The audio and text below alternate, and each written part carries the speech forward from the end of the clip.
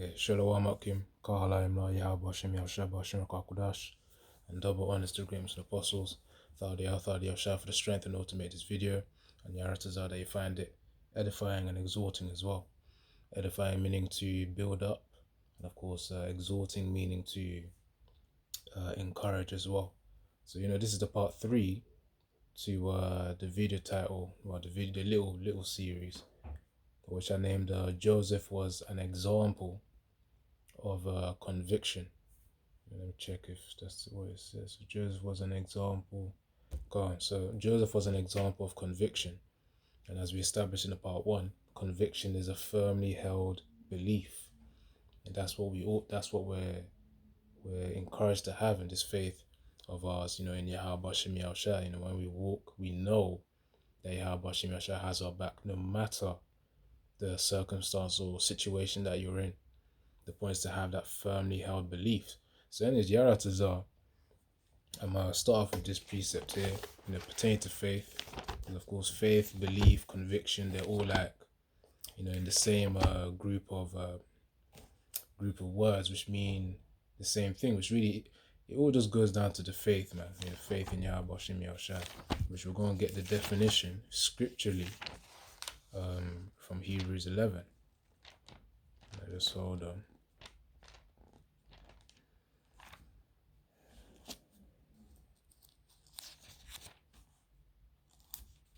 You always got to remember, man, the times where faith is truly tested is when things aren't really going well. When you're going through your sufferings, your afflictions, things look rough in life. That's when your belief in Yahweh Shem Yahushua is tested. And really, for this time, prior to the MOTB, which we're coming very close, this is the time where our faith is refined, it's increased. And of course, as established before, every brother's got their initial level of faith.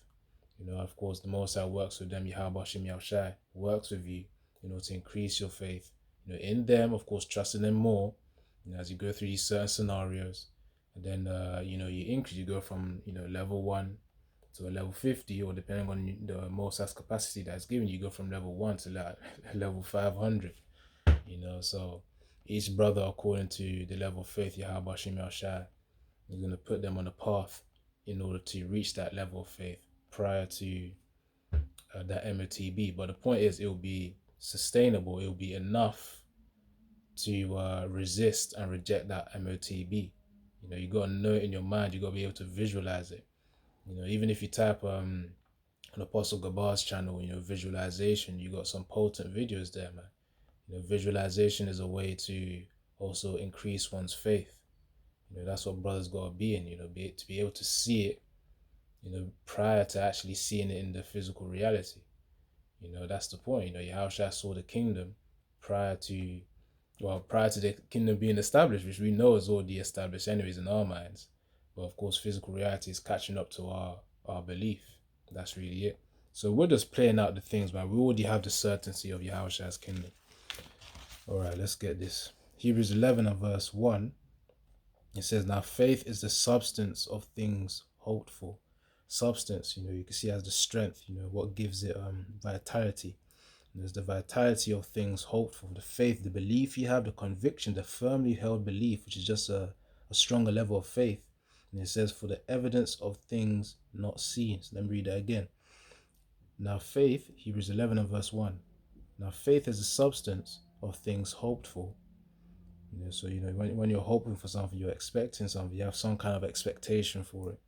Your substance going into strength, the vitality of something. It says the substance of things hoped for, the faith. And it says the evidence of things not seen. See, we have faith that Yahweh Shem Yahushua protects us day by day. Protects us when we sleep, protects us when we're going through things, against all these demonic attacks and whatnot. And of course, that's the evidence of things not seen as well. We know the angels are fighting for us, because through these scriptures, they help to build up our faith. Psalms 34 verse 7, the angels of the Lord encampeth around them that fear him. So fear and faith are essential. Fear, in terms of fearing Yahweh Shem Yahushua, because when you fear Yahweh Shem Yahushua, you become more fearless to the world. That's really how it goes, because it's like, why would he then fear the creation with which is deemed by the top two creators, Yahweh being the absolute creator, and of course Yahushua being the second in command of the whole universe, the second creator. And all power was given unto him, what is given on him unto him, because it's present tense, it's ongoing. So anyways, one more time, Hebrews 11 and verse 1. Actually, hold on. Yeah, I'll read verse 6 as well. So Hebrews 11 and 1. Now faith is the substance, the strength of things hoped for. Things expected is the strength of things expected. For the evidence of things, it says the evidence of things not seen. People tend to relate the word evidence with tangible things, of which, okay, you got to see it first to say, oh, okay, yeah, it's real, it's real, it's real. No. By that definition alone, you got to see it in your mind first prior to everyone else seeing it in the world. Because really, if you were to tell a heathen that, you already live in the kingdom, you're already expecting Yahushua to come, and of course, even the names Yahweh, Yahushua, that's a fearful thing, onto the heathen. I'll try to get that precept quickly as well.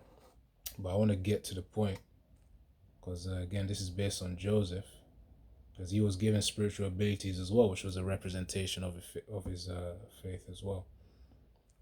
Hold on. He had literal belief. He had a strong level of belief in his abilities, and of course that increased as he grew older as well and dwelt in Egypt, having his experience.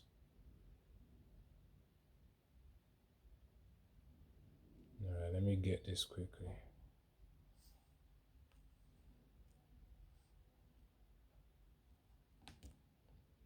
That's the thing, It's they try to make us look delusional, but really we're the ones who are in the know. And we know it as a fact. Alright, let's see this.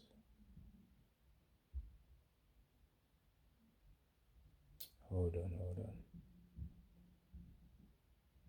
It's dreadful among the heathens. Look, just give me a moment.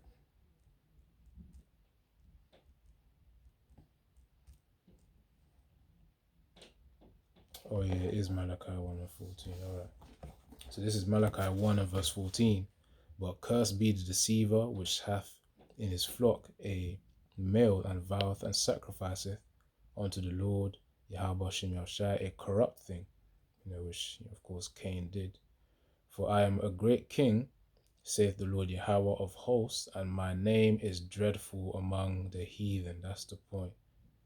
That's the point there where it says my name is dreadful among the heathen. That's why what we believe in, it's not for everyone to believe in, even amongst our own kind, amongst Israelites, you so-called Negroes, Latinos, Native American Indians. Most, because remember 2/3 is a higher number than the 1/3 of Israelites, Zechariah 13 verse 8 to 9. So of course, that name, the names Yahweh, Bahashem, Yahushai, Yahweh, and the name Yahushai, these will be very fearful things for the heathen.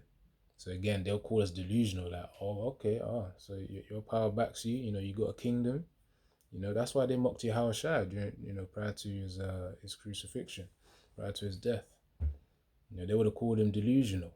But the thing is, he knew it as a fact. That's the same attitude we must have as well when it comes to applying our conviction in Yahweh Shem Yahushua. Of course, again, it's tested when it comes to external forces which comes against you. That's when the strength of the mind is tested, which that strength of the mind is on the basis of faith. When people of the world say, oh, it's a whole load of bullocks, as they say in Britain over here, England. But we know within ourselves we're not saying foolishness. It may appear as foolishness, but that's because the worldly reasoning is foolish to the Most High. That's the thing. It's opposed to each other. The wisdom looks like foolishness, but foolishness, real foolishness, looks like wisdom, which it isn't. So anyways, because I could get into that topic in itself, but I just want to focus on Joseph right now. But let's read this. Hebrews 11 and verse 6. But without faith, which we just got the definition, what is faith? Substance of things hoped for, the strength of what you're expecting. 2, the second definition, the evidence of things hoped for. So when people say, where's the evidence? We don't need the evidence because faith in itself is the evidence. Our conviction in Yahweh Hashem Yahshua is the evidence. All right, let's do this. So Hebrews 11 and 6. But without faith it is impossible to please him. For he that cometh to the Most High, Yahweh, or Hashem Yahushua, must believe. You have to believe that he is, which is literally what his name means, Yahweh, which means he is, or he exists, or he is to be. That's what his name is. He is. And that he is a rewarder of them that diligently seek him. And of course, diligently meaning with careful and persistent effort, which means it's ongoing. And of course, careful because, you're reasoning with the scriptures, man, so that you don't, mistake it. Hence why, you always say, the apostles say, we have the 100% truth. People of the world, they always want to play this role of doubts. There's always this vibration of doubt saying, oh, what if that happens? What if this is flawed? Yeah, with worldly things, you could say that shit for. But even in worldly things as well, if you got, for those of people in the world, celebrities, when you go to their motivational videos, they always talk about having that delusional level of belief. They call it delusional until it actually happens. Then people be like, oh, that guy was smart. It's the same thing for us in the grander scheme of things, the grand plan of Yahweh Hashem Yahushua. As it says there, he is a rewarder of them that diligently, seek him. But a key part that I really want to focus on is faith and that word believe. It says, for he that cometh to the Most High must, which means it's a requirement. You must believe that he is, you know that he exists. It's a knowing. That's why, I say a few times, certain videos, the highest level of faith is to just know it. Despite any physical evidence, on this this third dimension that we live in, despite any lack of evidence. But of course, if you got eyes to see, you know the evidence is already there. Especially when if you got spiritual eyes, you'll be able to see certain things that proves, Yahweh Hashem Yahushua does exist, is protecting us, is guiding us. So belief is a foundational principle within how we are. Anyways, all right, let's get to Joseph now.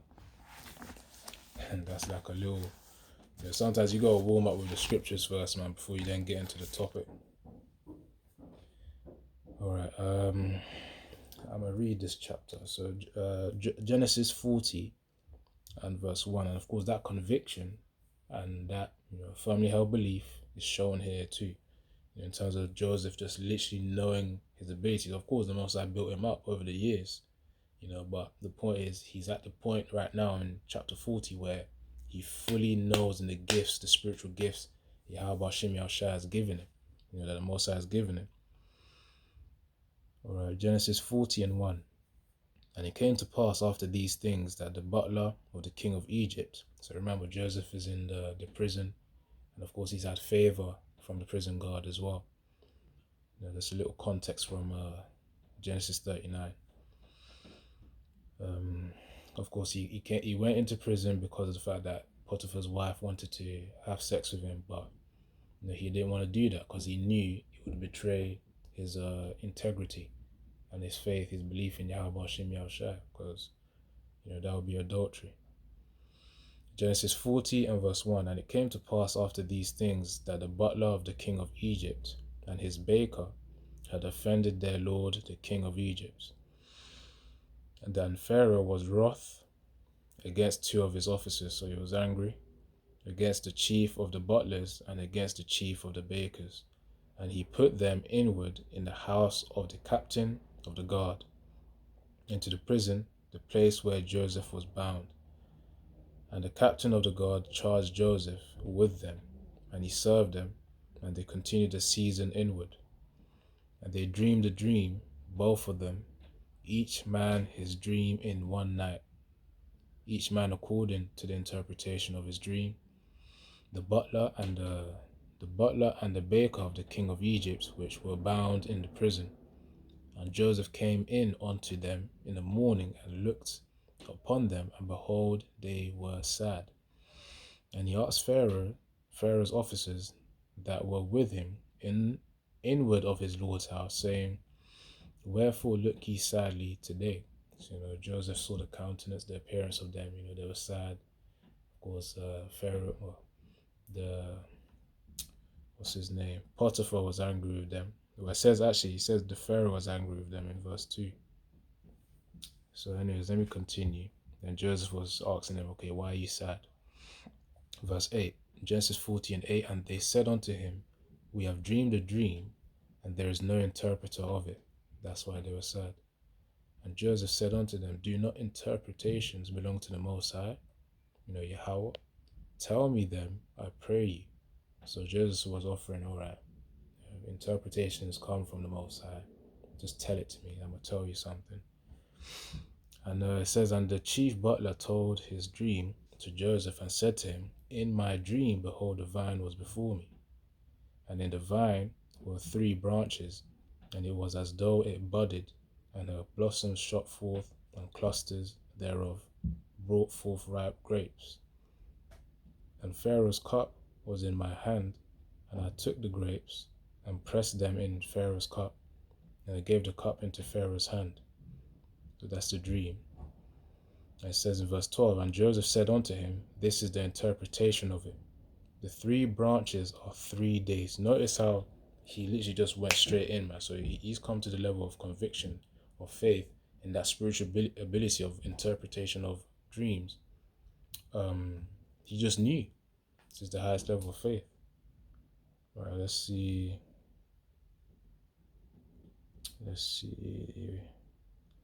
All right, so I was at verse 13. It says, Yet within 3 days shall Pharaoh lift up thine head and restore thee. Actually, let me start from verse 12. Genesis 40:12. And Joseph said unto them, This is the interpretation of it. The 3 branches are 3 days. Yet within 3 days shall Pharaoh lift up thine head and restore thee unto thy place, and thou shalt deliver Pharaoh's cup into his hand, after the former manner, when thou wast his butler. But think on me when it shall be well with thee, and show kindness, I pray thee, unto me, and make mention of me unto Pharaoh, and bring me out of this house. So Joseph was telling them, make sure you mention my name, because you can, considering he was in the prison, you get tired there, man. So he was like, okay, mention my name. Of course, if you are receiving the Spirit, you can infer that, of course, Joseph was probably tired of being in the prison, so he wanted to be freed. Hence why he said, mention my name to the officers, the butler and the baker.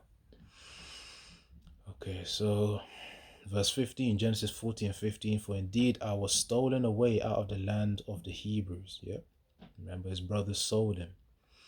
And that's in chapter 37, Genesis 37. All right, so Genesis 40 and verse 15, For indeed I was stolen away out of the land of the Hebrews, and here also have I done nothing, that they should put me into the dungeon. And it's true, he didn't do anything. And he was telling the truth. But of course, because remember, Potiphar's wife was the one who accused. He made a false accusation which caused him to be put there. She's going to receive her judgment. If not, I've already received the judgment. Or it's already suffering first prior to receiving the final judgment to just, cherry on top. Anyways, let's see, verse 16. When the chief baker saw that the interpretation was good, he said unto Joseph, I also was in my dream, and behold. Actually, let me read verse 15 again. Genesis 40:15. For indeed I was stolen away out of the land of the Hebrews, and here also have I done nothing, that they should put me into the dungeon. When the chief baker saw that the interpretation was good, he said unto Joseph, I also was in my dream, and behold, I had 3 white baskets on my head. And in the uppermost basket there was of all manner of bake meats for Pharaoh, and the birds did eat them out of the basket upon my head. And Joseph answered and said, This is the interpretation thereof. The 3 baskets are 3 days. Yet within 3 days shall Pharaoh lift up thy head from off thee, and shall hang thee on a tree, and the birds shall eat thy flesh from off thee. Imagine receiving that as an interpretation. That was his destiny, for the baker. So he was gonna die. That's pretty much what he was saying.